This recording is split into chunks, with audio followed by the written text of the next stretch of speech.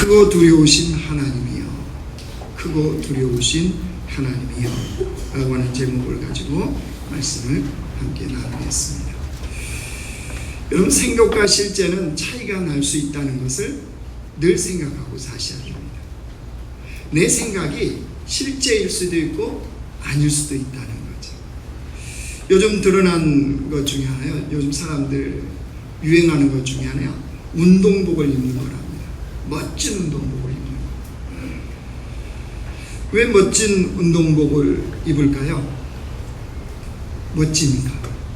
그렇죠? 운동복을 입으면 멋지니까. 근데 문제는 이겁니다. 멋진 운동복을 입었으면 운동을 해야 되는데 운동을 안 하는 거예요. 운동복만 입고 다니는 겁니다. 요즘 애슬레저라고 그랬어요. 일상복처럼 입는 운동복, 이게 애슬레저인데 운동복을 일상복으로 입어요. 그러니까 왜 대한민국 사람들이 해외여행 가면 다 뭐 입고 가요? 어떻게 그렇게 잘하세요? 근데 등산해요, 안 해요? 안 해요. 그 등산복 입고 도시를 활보해요. 그럼 다 한국 사람이다, 이 생각은 맞대요.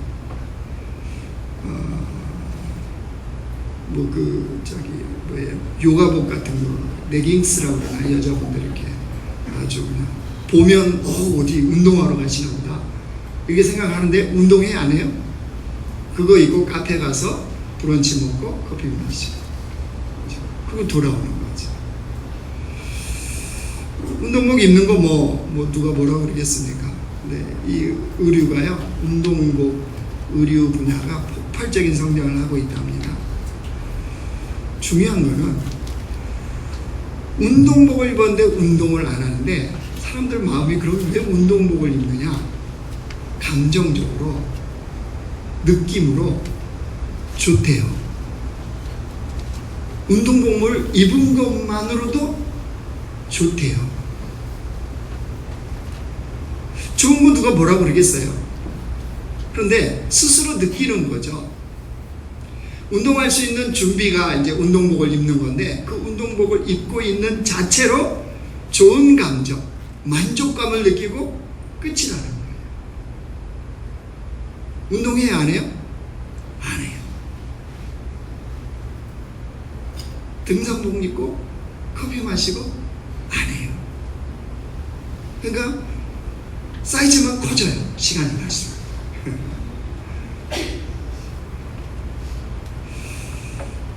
감정적으로만 운동한 것처럼 느끼는, 감정적으로만 만족을 느끼는, 그게 요즘 사람들의 시태라는 거죠. 근데 신앙생활이 이럴 수 있다는 거예요. 신앙생활이 감정적으로 난 괜찮은 성도야, 감정적으로, 느낌으로 난 신앙생활 잘하고 있어, 이렇게 스스로 착각할 수 있다는 겁니다. 현실과 실제는, 생각과 실제는 다른데 그렇게 생각하고 착각하고 신앙생활을 하다가는 큰 코 다칩니다. 큰일 나요. 그래서 늘 우리는 점검해야 됩니다. 내가 믿는 바와 내 삶의 실제가 지금 갖고 있는 같은가? 내가 믿는 바 하나님 그대로 내 삶을 내가 그렇게 믿고 살고 있는가?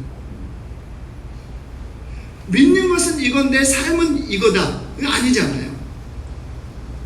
믿는 바대로 내 삶도 그렇게 올라가야 되지 않겠습니까? 이게 그리스도인이요 영적 거인의 삶이기 때문입니다. 그래서 하나님을 믿는 영적 기쁨이 사실은 우리 안에 늘 누려져야 돼요.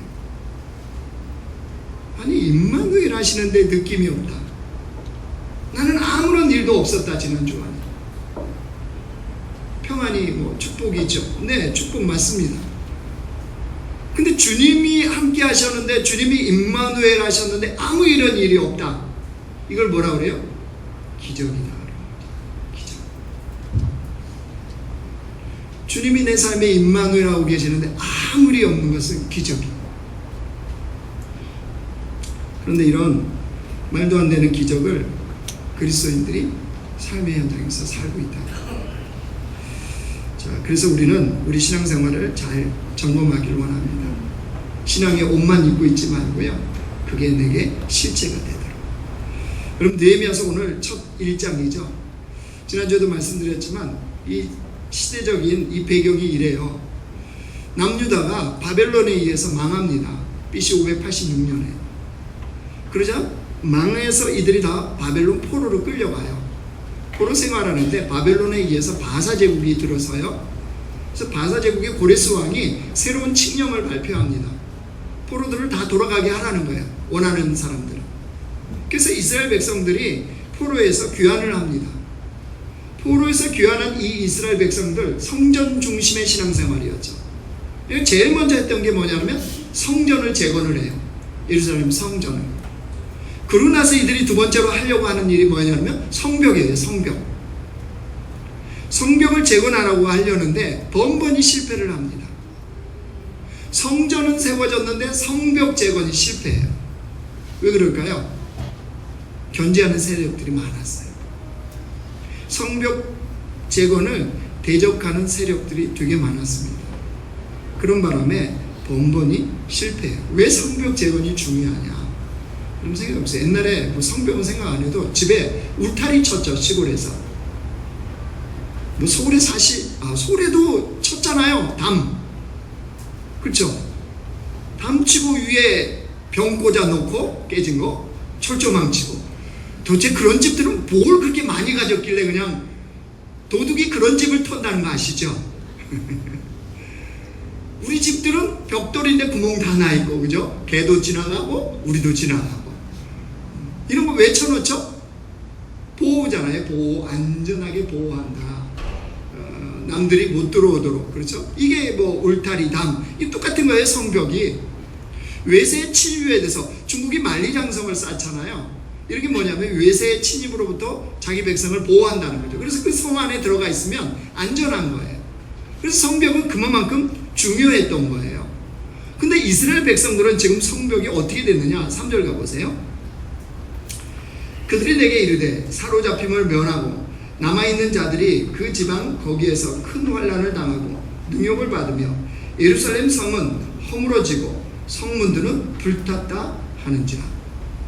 지금 예루살렘의 성벽은 어떻게 됐대요? 다 무너졌고 거기 있는 성문, 출입하는 성문이잖아요. 이건 다 불타서 없어졌다는 거예요. 그러면 지금 어떤 형편이라는 거예요?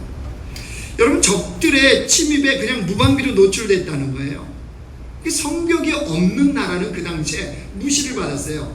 주변 나라로부터. 왜? 아무 때나 말 타고 짓밟을 수가 있으니까요. 그러니까 이스라엘 백성들의 입장에서는 성벽 제거는 굉장히 중요한 겁니다. 이거 필수적인 거예요. 그래서 이거를 세우려고 했단 말이에요. 여러분, 성벽을 재건하고 나서 이게 역사적으로 좀 이어지는 게 뭐냐면 에스라가 영적 부흥 운동을 일으킵니다. 그래서 이 백성들이 영적 부흥이 신령 안에 일어나요. 그래서 그 힘을 가지고 성벽 재건을 하려고 했어요. 근데 이게 번번이 실패를 해요. 대적들 때문에. 근데 이게 몇 년 동안 멈춰져 있냐면요, 12년 동안 그 일을 계속 반복했어요. 포로에서 돌아오고 나서 12년 동안 성벽 세우려고 그랬는데 안 세워져. 세우려고 그랬는데 실패하고. 이게 지금 그 당시의 형편이었습니다. 뭘 말하느냐? 우리 인생은 어떤가요? 여러분, 우리 인생에도 무너진 성벽과 같은 거 없습니까? 성벽이 든든히 세워져 있어야 되는데 무너진 성벽. 나는 세우려고 그러는데 번번이 실패하고 여기서 무너지고 저기서 무너지고, 그죠? 인간관계의 성벽, 물질의 성벽, 건강의 성벽, 또 주님과의 영적인 관계의 성벽들이 있단 말이에요. 든든히 세워져야 돼요. 근데 이런 것들이 수시로 무너져가는 우리의 모습을 보지 않습니다. 여러분, 베드로도 마찬가지예요. 베드로는 고기 낚는 어부잖아요. 근데 예수님이 제자로 부르십니다. 사람을 낚는 어부, 즉 복음의 전파자로 베드로를 불러요. 그래서 그를 훈련하는데 보십시오. 베드로가 어떤 사람이었습니까? 번번이 실패합니다. 예수님이 십자가 이야기를 하자 베드로가 뭐라 그래요? 예수님은 막 야단을 칩니다. 어떻게 메시아가 십자가를 치냐? 이게 베드로의 무너진 모습이에요. 예수님이 붙잡혔습니다. 십자가의 길을 가고 계세요. 대제사장 집에 있습니다. 베드로가 그때 예수님을 몇 번이나 부인해요? 3번이나 부인합니다. 모른다는 거예요. 저주하면서 부인합니다. 이게 베드로의 실패하고 무너지는 모습이에요. 예수님 부활하셨습니다. 드디어 약속대로. 근데 베드로는 어디 가요? 고기 잡으러 갈릴리 호수로 갑니다. 여러분, 이런 베드로의 무너진 성벽과 같은 삶, 무엇이 재건이 가능할까요? 무엇으로 재건해야 될까요? 베드로나 우리나 무너진 성벽 같은 것이 어디에서 재건할 수 있냐는 거죠. 여러분, 이런 이스라엘 형편이 이렇게 되어져 있을 때, 성벽이 다 무너져 있을 때 느헤미야는 어디에서 무엇하고 있었습니까? 1절 말씀 보십시오. 하갈의 아들 느헤미야의 말이라. 아닥사스다 왕 제20년 기스르올에 내가 수상궁에 있는데, 지금 아닥사스다 왕이 통치하고 있는 때입니다. 바사 왕에게. 아닥사스 왕이 누구냐 그러면요, 여러분 에스더 기억하시죠? 에스더를 왕으로 세웠던 왕이 누구냐 하면 아하수에로 왕이에요. 그의 아들이 누구냐 하면 아닥사스다 왕이에요. 그러니까 지금 어느 때인지 대충 알겠죠? 그런 때에 느헤미야는 뭐 했대요? 그 수상궁, 그 아닥사스다 왕의 수상궁에 있었대요. 뭐 하고 있었을까요? 11절 가보세요. 주여 구하오니 귀를 기울이사 종의 기도와 주의 이름을 경외하기를 기뻐하는 종들의 기도를 들으시고 오늘 종이 형통하여 이 사람 앞에서 은혜를 입게 하옵소서 하였나니 그때 내가 왕의 술관원이 되었느니라. 술 맡은 관원. 그러니까 왕의 술 맡은 관원이라면 어떤 직위인지는 아시죠? 신앙생활 10년 정도 지나면 아시잖아요. 요즘으로 얘기하면 뭐예요? 대통령 비서실장 정도 되는 거예요. 무슨 술 맡은 관원이 허드렛 일 아니에요? 그러니까 옛날 역사 배경을 아시면 이 술 맡은 관원이 얼마나 중요한지를 알아요. 옛날에 왕을 암살하는 방법 중에 하나가 이게 먹는 거에 독약을 타는 거예요. 그러니까 왕이 술을 즐겼을 때니까 뭐 했겠습니까? 거기에 독약 타면 왕을 암살하기 딱 좋았던 거죠. 그러니까 항상 왕이, 우리 사극에도 보면 음식을 먹기 전에 항상 뭐예요? 검사를 하죠. 은수저나 무슨 뭐 이런 거 갖고 체크를 하잖아요. 똑같은 거예요. 그러니까 왕이 마음 놓고 먹을 수 있도록 그 술을 먼저 점검하는 게 뭐냐면 술관원이 그걸 맡은 거예요. 그럼 그 일만 하느냐? 아니요, 그렇지 않습니다. 이 술 맡은 관원은요, 왕과 함께 동행을 했답니다. 정원을 거닌다든가 어디 무엇을 간다든가 뭐 같이 함께, 그러니까 비서실장으로 생각하면 딱 맞으세요. 뭘 했겠어요? 그러니까 이 정도 직위로 하면 여러분, 왕과 대화를 할 수 있는 해박한 지식이 있어야 되는 거예요. 지혜가 있어야 되는 거예요. 더구나 정직해야 되는 거예요. 왜냐하면 여러분, 까딱 잘못해갖고 이 술 맡은 관원이 왕의 대적자하고 결탁을 해버리면 어떻게 됩니까?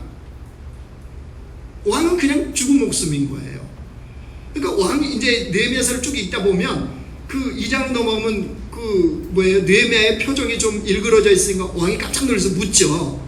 왜 그렇겠어요? 그 이유 때문인 거죠. 그러니까 이 술 맡은 관원에 필수적으로 갖고 있어야 되는 것 중에 하나가 정직이었어요. 정직. 지혜와 지식과 정직이 있어야 돼요. 그게 누구였다고요? 느헤미야. 그러니까 느헤미야는 그 당시에 출세한 겁니까? 안 한 겁니까? 지금도 뭐 비서실장 정도 뭐 어때요? 도대체 안 해보셔서 모르시는 거예요? 관심이 없으신 거예요? 출세한 거잖아요. 성공했잖아요. 그런데 느헤미야는 누구예요? 자국민이 아니죠. 포로 백성이죠. 포로 백성. 포로 백성이 왕의 술관원이 되었다는 것은 이건 보통 인물이 아닌 겁니다. 누가요?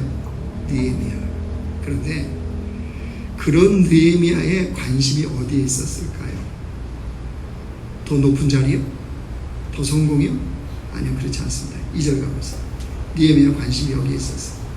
내 형제들 가운데 하나니가 두어 사람과 함께 유다에서 내게 이르렀기로 내가 그 사로잡힘을 면하고 남아있는 유다와 예루살렘 사람들의 형편을 물은즉, 형편을 물었다 그랬죠.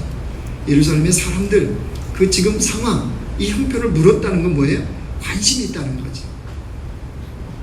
그 느헤미야는 자기 조국과 민족에 대해서, 하나님에 대해서 관심 있는 사람. 여러분, 설령 느헤미야가 무관심했다, 예루살렘에 대해서, 또 자기 백성에 대해서 무관심했다고 해도요, 어느 누가 뭐라 그럴 사람 하나도 없습니다. 왜냐하면 여러분, 상식적으로 생각해요. 이 수상군가요, 이 페르시아와 이 예루살렘의 거리가 그 당시에 얼마나 떨어져 있었냐면요, 1600km예요. 그럼 이거 지금도 1600km면 어마어마하잖아요. 그러면 그 당시면 이거는 어마어마한 거리예요. 굳이 형편을 들으려고 해도 이거 며칠 만에 들을 수 있을까요, 이게? 그죠? 이미 몇 달 전의 상황일 거예요, 아마 들었던 내용이라면. 그러니까 무관심해도 전혀 누가 뭐라 그럴 이유가 하나도 없어요. 더구나 느헤미야는 고국 땅을 밟아본 적이 없어요. 고국 땅을 밟아본 적이 없어요. 또한 포로 백성들 돌아가라고 그랬잖아요. 여러분, 많은 사람들이 70년의 포로 생활을 했기 때문에 익숙해졌어요. 안 돌아가고 싶은 거예요. 그래서 많은 사람들이 안 돌아가고 사실 그 자리에 살아가고 있었어요. 그러니까 굳이 느헤미야가 그렇게 관심을 갖고 이렇게 하지 않아도 누군가 뭐라고 그럴 사람 하나도 없었습니다. 더구나 성벽 제거는 그렇게 대적이 많았기 때문에 어느 누구도 관심을 제대로 쓰려고 하지 않았던 거예요. 그러니까 느헤미야가 충분한 이유와 핑계를 가지고 조국에 대해서 방관자적인 자세를 취해도 충분했습니다. 어느 누가 비난하거나 손가락질할 이유가 없었어요. 너가 그렇게 포로로서 성공했는데 그럴 수 있어? 그런 사람 하나도 없었어요. 그런데 느헤미야가 그런 자세를 안 취해요. 그런 태도를 안 취해요. 왠지 아세요? 느헤미야는 분명히 성공했습니다. 성공했는데 그 성공이 느헤미야 자신과 느헤미야의 믿음과 느헤미야의 영성을 오염시키지 않도록 한 거예요. 그럼 성공은요, 그 사람을 오염시킬 수 있어요. 성공이 나쁜 건 아닌데 왜 성공한 사람들이 추한 모습을 보일까요? 오염시켜서 그래요. 느헤미야는 성공했다고 마음이 흐려지지 않았어요. 하나님을 향한, 조국을 향한 그 마음이 흐려지지 않았어요. 더구나 느헤미야의 감정 또한 메마르지 않았어요. 그 형편을 듣고 울면서 기도했잖아요. 감정이 안 마르고. 여러분, 그러니까 하나님이 주신 영적 부담감에 대해서 느헤미야는 깨어있을 수가 있었던 거예요. 그러니까 형편을 물은 거예요. 그냥 의례적으로 묻는 게 아니었어요. 영적으로 깨어서 그걸 물은 거예요. 과연 예루살렘에 그 사람들이 어떻게 하고 있느냐를 물은 거죠. 여러분, 하나님께서는 우리가 이런 상태에 있기를 원하세요. 느헤미야와 같이 이런 영적으로 깨어있는 주의 백성이 되기를 원하세요. 그 깨어있는 걸 어떻게 하느냐? 여러분, 어떤 소식을 듣거나 어떤 것을 보면 영적 부담감이 느껴져요? 네 일이지 뭐, 너는 너지 뭐. 이렇게 남의 일을 취급하고 계시다면 여러분, 영적 부담감이 없는 상태에 있다는 거예요. 우리 인생의 장애물 중에 하나가 뭔지 아세요? 무관심이라는 장애물이에요. 무관심. 이웃에 대해서 무관심해. 그렇죠? 무관심해요. 얼마나 무관심한 세상인지 몰라요. 아니, 길거리에서 요즘은 뭐 데이트 폭력, 청년부에 할 말이 많네. 데이트 폭력이 있다는 거 아세요? 딸 키우는 아빠의 입장에서 걱정이 돼요. 요즘은 이별 통보도 잘 못한다며요. 뭘로 이별 통보해야 돼요? 재판 받아야 될 것 같아요. 앞으로는 사귀다가 이별도 재판 받아야 돼요. 아니, 이별 통보했다고 그래서 쫓아와서 차 트렁크 뒤에 놓고, 이게 지금 무슨 세상이에요? CCTV가 하나님인지 다들 CCTV를 믿는 것 같아요. 아니, 그럼 달려들어서 이렇게 말리던가 뭐해. 딸이 없었을 때는 몰랐는데. 그러니까 사람들이 굉장히 무관심해요. 무관심. 무관심하는 장애물은요, 하나님이 우리에게 주신 영적인 이 부담감을 그냥 무시해버려요. 그러면 어떤 일이 벌어져요? 하나님 우리를 통해서 이루시고자 하는 일들이 그냥 무산돼 버리는 거죠. 그 강릉에요, 병원 원목으로 있는 목회자 부부가 있습니다. 김상훈 목사님, 윤정희 사모님 이 부부 아마 인간극장에도 여러분 보셨을 테고 이 부부는 아주 유명합니다. 뭐로 유명하냐면요, 아기를 이렇게 낳으려다가 유산이 자꾸 되는 바람에 주의 뜻이 어디 있을까 고민하다가 이분들이 그냥 입양하기로 해요. 애들을 입양했는데 몇 명을 입양했냐 그러면 8남 3녀를 입양했어요. 11명이에요. 자모실 3명 애 낳은 것도 아니에요. 아시겠죠? 굉장히 싫어해요, 애 엄마들. 제가 애 많이 낳으라고 그랬더니 되게 싫어하더라고요. 8남 3녀 11명을 입양을 합니다. 그렇게 애들을 키워요. 그러면서 주님의 나라, 이 땅에서 주님의 나라가 어떻게 가정 안에 이루어질 수 있는지 이분들은 보여주는 거예요. 뭐 의도한 건 아니었는데 아이들이 이렇게 좀 장애가 있는 아이들, 이런 아이들이 이렇게 자꾸 연결이 돼서 입양을 했는데 아이들 다 회복이 돼 있고 안 했어요. 왜? 다 11명이 같이 입양된 아이들이 서로 돌봐주고 보듬어주고 또 주님의 사랑을 이렇게 전해주고. 이분도요, 목사님 되고 싶어서 됐던 게 아니에요. 원래 건설에서 잘 나가던, 연봉 수억 원을 받던 잘 나가던 분이었습니다. 근데 우연하게 이제 그 자매를 입양하게 되었어요. 자매를, 언니하고 동생을. 자매를 입양하게 했는데 둘째가 이게 이 폐가 이게 안 좋아가지고요, 자꾸 병원에 입원하고 이게 생명이 왔다 갔다 하는 거예요. 그때 이 목사님이 주님 앞에 기도했답니다. 이 아이만 살려주면 주님이 원하시는 길을 내가 가겠다고. 하나님 은혜로 살려주셨어요. 병원에서 어떻게 할 수가 없다고 그랬는데. 그렇게 살아나니까 그게 이제 이분에게는 주의 종의 길을 가는 거였어요. 그리고 신학을 하고 이제 회사 사표 쓰고 신학하고 지금은 강릉에 있는 병원에 온목으로 있어요. 온목. 어느 교회에서 파송을 해줘가지고 병원에서 사례비 하나도 안 받습니다. 교회에서 주는 사례비를 받고 병원 온목을 해요.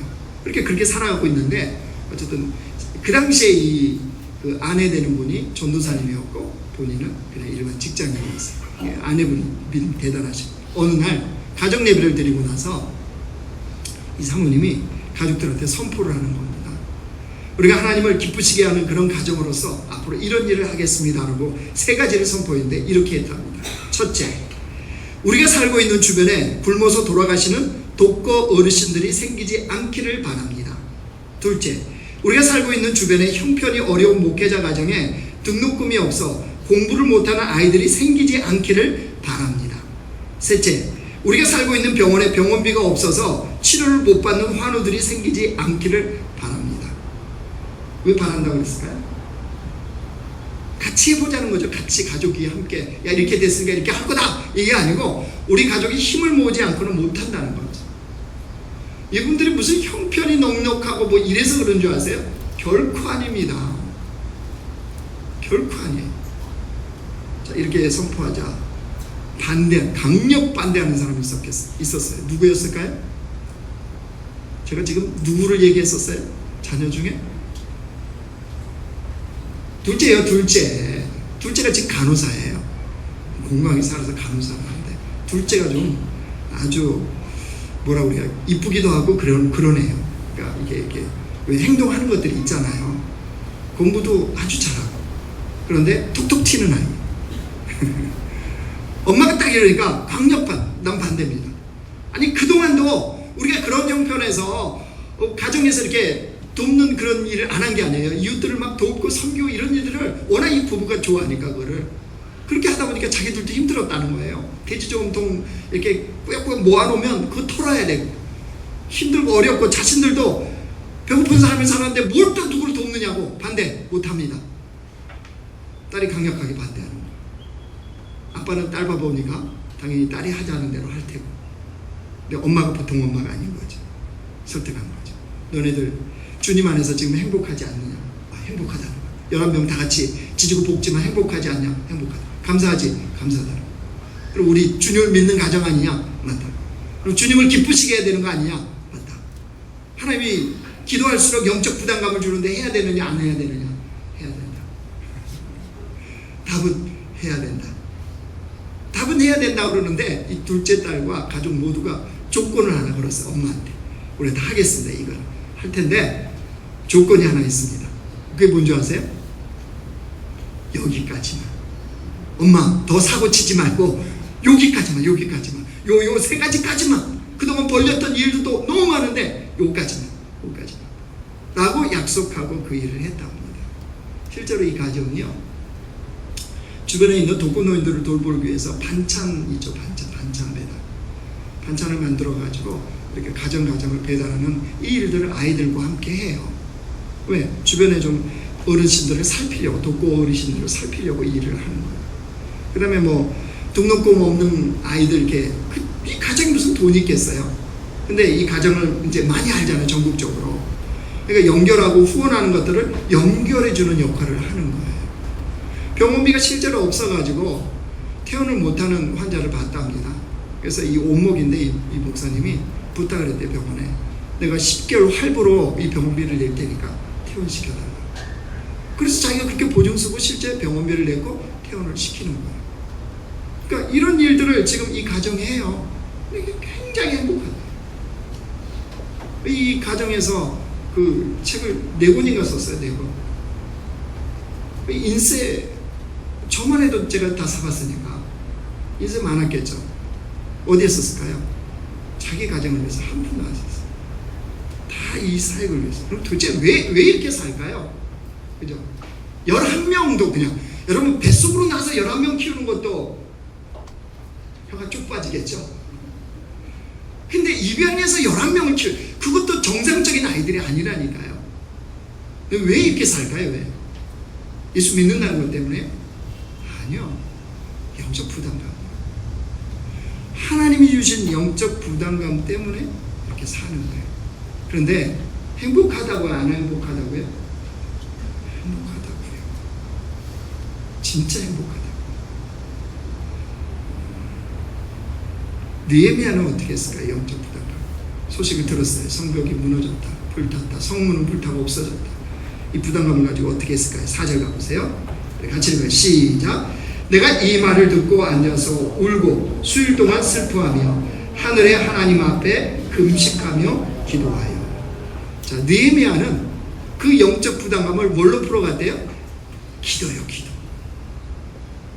기도로 풀어간 거예요, 기도로. 왜 그랬을까요? 느헤미야는 안 거예요. 기도만큼 강력한 것이 없다는 것을. 믿음의 경주는 여러분 뭘로 하느냐? 기도로 하는 거예요. 내가 믿음의 경주를 하고 사는지 안 사는지를 뭘로 아느냐? 기도하고 사느냐 안 사느냐를 보면 안다는 거예요. 그러면 왜 기도하는데 울면서 슬퍼했을까요? 왜요? 왜 울면서 슬퍼하며 기도했겠습니까? 느헤미야는 안 거죠. 이 성벽 제거는 자기의 능력으로 할 수 있는 것이 아니라는 것을. 오로지 하나님께서 도와주셔야 가능하다는 것을 느헤미야는 안 거예요. 그래서 느헤미야는 기도로 이거를 풀어가는 거예요. 여러분, 느헤미야서는 총 13장으로 되어 있습니다. 여러분 읽어보십시오. 이 13장 안에 느헤미야의 기도가 몇 번 나오는지 아세요? 12번이 나옵니다. 느헤미야서는 사실 기도로 시작해서 기도로 마감합니다. 그럼 느헤미야는 왜 이렇게 많은 기도를 했을까요? 느헤미야는 한 거죠. 무슨 진리를? 여러분, 우리의 일을 우리가 하면 우리 일이 됩니다. 내 문제를 내가 풀면 내 문제가 돼요. 근데 우리가 기도하면 하나님의 일이 돼요. 우리의 문제를 기도하면 하나님의 문제가 되어져. 이해되시는 거죠? 우리가 왜 이렇게 힘겹고, 왜 이렇게 바쁘고, 왜 이렇게 분주하고, 왜 이렇게 정신이 없어요? 다 무슨 일 하고 있는 거예요? 내 일하고 있는 거예요. 내 일. 그렇죠. 우리 인간은 한계가 있잖아.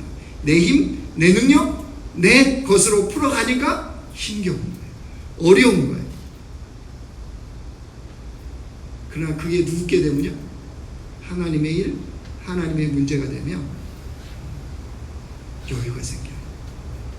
그래서 여러분, 그리스도인들은 심플하게 산다고 하는 거예요. 그리스도인은 신앙생활로 살아가는데 복잡하다. 생각도 복잡하고 뭐도 복잡하고. 점검해 보시죠. 뭐 먹을래? 짜장면, 짬뽕 이런 문제죠. 짬짜면 복잡한 것들이야. 그렇잖아요? 다 그냥 뭐 좋은 거죠 뭐. 그렇잖아요? 주님 안에서 이것도 행복하고 저것도 행복하고, 없으면 없어도 행복하고 있으면 있는 대로 행복하고. 근데 뭐가 그렇게 복잡합니까? 하나님이 주도하시고 하나님이 이끌어 가시는 인생을 사는데, 내가 알지 못하는 하나님의 크고 놀라운 계획들이 있다는 걸 믿는데 뭐 이렇게 인생이 복잡하고 생각이 복잡하고 걱정과 근심과 걱정이 그렇게 많습니까? 어떤 분들은 걱정할 게 없어서 걱정이라고. 도대체 어떻게 살라고 그러는지. 여러분, 우리의 무너진 성벽과 같은 인생, 우리 힘으로 할 수 없다는 거 알잖아요. 우리의 능력 한계 알지 않습니까? 우리는 그리스도인은 기도하고 살아야 된다는 거 알아요. 기도가 특권이라는 것도 알고, 그죠? 기도해야 주님이 일하신다는 것도 알아요. 근데 문제는 아는데 그 알미 내 삶의 실제가 안 된다는 거예요. 그죠? 우리 다 알아요. 근데 실제가 어떤가요? 여러분, 매일 기도의 자리에 있어요? 매일 기도를 통해서 주님과 사귀세요? 주님을 매일 만나요? 왜 아는데 실제는 안 돼요? 그러면 느헤미야는 그 알미 어떻게 실제가 됐을까요? 여러분 5절 가보세요. 5절 같이 읽어요. 시작. 이르되 하늘의 하나님 여호와 크고 두려우신 하나님이요 주를 사랑하고 주의 계명을 지키는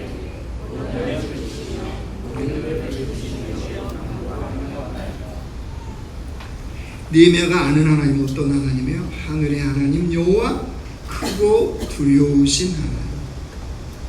느헤미야가 만나고 사귀고 느헤미야가 깊은 묵상을 통하여 경험한 하나님은 크고 두려우신 하나님. 여러분, 이 크고 두렵다는, 이 크고 두려우신 하나님이라는 걸 더 정확하게 번역하면 뭐냐면요, 위대하고 멋지신 하나님. 느헤미야가 알고 있는 하나님은 위대하고 멋지신 하나님. 그럼 사실 느헤미야가 비서실장 정도면 권력이죠, 권력. 완전 권력의 상층에 있는 거잖아요. 그러면 느헤미야가 권력의 힘을 모를까요? 잘 알죠. 물질의 힘 모를까요? 잘 알죠. 사람을 동원해서 하는 거 모를까요? 잘 알 겁니다. 그런데 느헤미야가 기도했다는 건 뭐예요? 자기가 알고 있는 그 힘, 인간이 발휘할 수 있는 권력과 힘과 부와 이것보다 위대하시고 멋지신 하나님의 능력과 힘이 훨씬 크다는 것을 알게 됩니다. 그러니까 기도하는 거예요. 그 유지하려고 기도하는 게 아니고 자신이 알고 있는 그 힘과 하나님의 위대하고 멋지심의 그것과는 비교도 되지 않는다는 사실을 알기 때문에, 그걸 통해서 느헤미야는, 여러분 이게 기록이 안 됐지만 그 비서실장 정도의 자리에 오를 때까지 이 위대하시고 멋진 하나님으로 말미암아 무엇을 경험했겠습니까? 인생의 문제를 만날 때마다 기도하면 하나님께서 어떻게 행하시는지 여러분 경험했지 않았겠어요? 근데 갑자기 비서실장 됐으니까 이때부터 기도했다. 아니요. 지금 이 느헤미야 이 고백은요, 크고 두려우신 하나님, 즉 위대하시고 멋지신 하나님은 느헤미야가 경험해서 아는 하나님이에요. 깊은 묵상을 통해서 만났던 하나님이에요. 그러니까 그동안에 느헤미야가 기도를 통해서 경험한 게 뭐겠어요? 기도하면 문제는 작게 보이고요, 하나님은 커 보여요. 느헤미야는 한 거예요. 성벽제거 12년 동안 어느 누가 해도 안 됐던 이 일, 그러니까 얼마나 문제가 커 보이겠습니까? 근데 기도하면 하나님도 커 보이는 거예요. 주님은 가능하다는 거예요. 그래서 여러분 느헤미야서 1장은요, 느헤미야가 울며 금식하며 기도할 뿐만 아니라 죄를 자복하며 기도해요. 또 언약의 말씀을 붙잡고 기도해요. 그게 느헤미야서 1장이에요. 느헤미야가 왜 그렇게 기도했겠어요? 여러분 느헤미야가 어떤 말, 1장에 여러분 우리가 읽을 때 지금 1장을 다 읽었는데 느헤미야가 이 기도하면서 어떤 마음으로 기도했을까요? 느헤미야 마음 상태. 느헤미야는 분명히 억지나 의무로 기도하지 않았을 거예요. 느헤미야는 사실은 엄청난 기대감을 갖고 기도합니다. 자기가 왕의 술관원이 되기까지 경험했던 그 크고 두려우신 하나님, 즉 위대한 위대하시고 멋지신 하나님이 이 기도를 통해서 어떤 역사를 이룰 것인가에 대한 기대감이 충만한 거예요. 흥미진진하는 거예요. 왜? 하나님 차원에서 일이 벌어질 거거든요. 인간이 일하면 자신의 일이 된다고 그랬잖아요.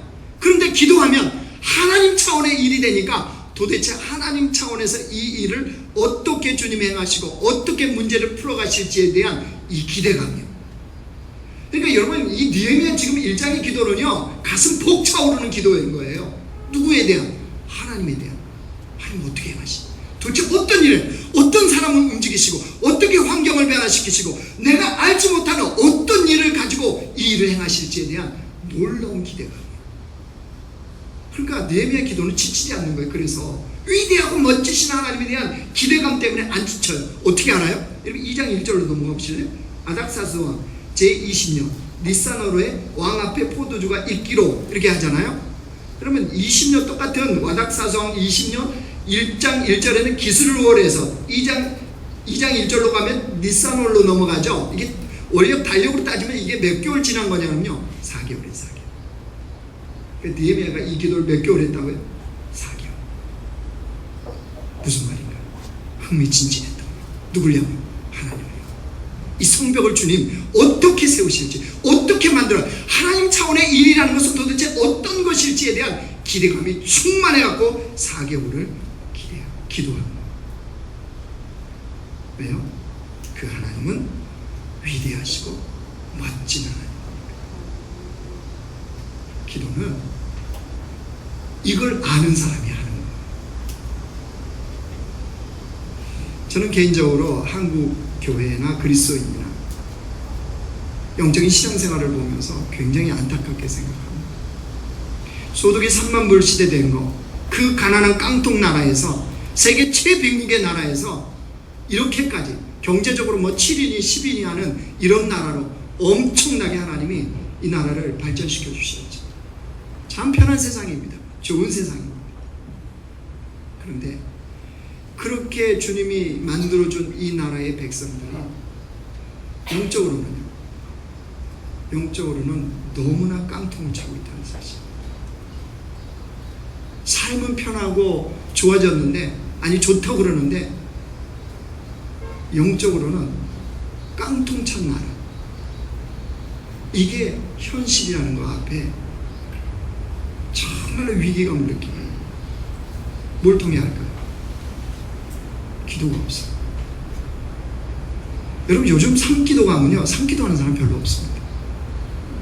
옛날에는 산기도예요. 자리 차지하려고 미리 올라가요. 산기도는 원래 깜깜한 밤부터 시작돼요. 낮에 산에서 기도하면 난리 납니다. 밤에는 허용을 해요. 기도원 뒤에 있는 산들이죠. 그래서 그거 차지하려고 먼저 모기가 물고 난리 나도 요즘 가보세요. 산기도하는 사람 별로 없어요. 기도원이요? 기도원 이 서울 경기 지역에 몇 군데예요. 몇 군데. 손에 꼽아요. 몇 군데 외에는 기도원들이 문을 닫아요. 기도 안 한다는 거죠. 그러면 예배당, 이 교회 예배당에 기도하는 사람들이 많으냐? 아니요. 도대체 뭐냐면요, 기도 안 한다는 거예요. 기도 안 해도 되니까. 먹고 살 수 있으니까. 기도 안 해도 병원 가면 되니까. 기도 안 해도 미리 보장할 수 있는 적금이나 뭐 보장성 뭐나 이거 하면 되거든.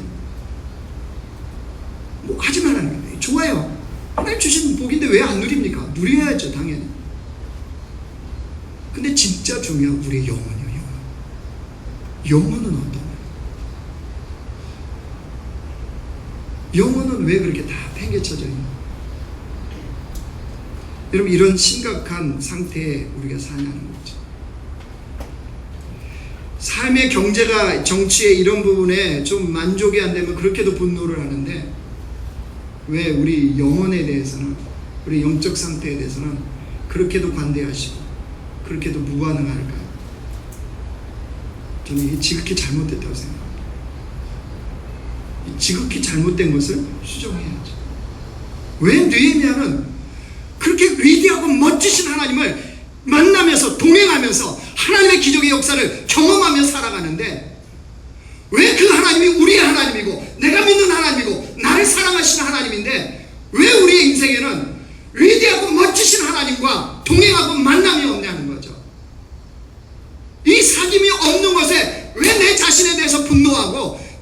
있어야 돼서 이러면 안 되겠다는 이 마음이 없냐는 거죠. 왜 이렇게 너무 자연스럽게 받아들여요? 신앙이 나태해지고 신앙생활이 게을러지는 거 왜 이렇게 그냥 자연스럽게 받아들입니까? 안 되잖아요. 경제에 대해서는 그렇게 분노하고, 일본에 대해서 분노하고, 아베에 대해서 분노하는데, 우리 영적인 이 기도를 통해서 주님을 만나는 것은 왜 이렇게 무관심합니까? 여러분, 우리가 다시 회복하기로 합니다. 제가요, 작정하고 이번 주부터 9월달 내내 기도 설교를 작정했습니다. 그러니까 여러분들 이 시간을 통해서 우리 다시 일어납시다. 억울하지 않아요? 왜 느헤미야만 위대하고 멋지신 하나님 만납니까? 왜 내 삶에는 그 하나님이 없습니까? 왜 내가 그 하나님을 경험하는 게 없습니까? 왜 그 하나님을 누리는 게 없습니까? 안 됩니다. 억울해서 못 삽니다. 이것만큼 안 된다. 이런 마음이 우리 안에 있어야 됩니다.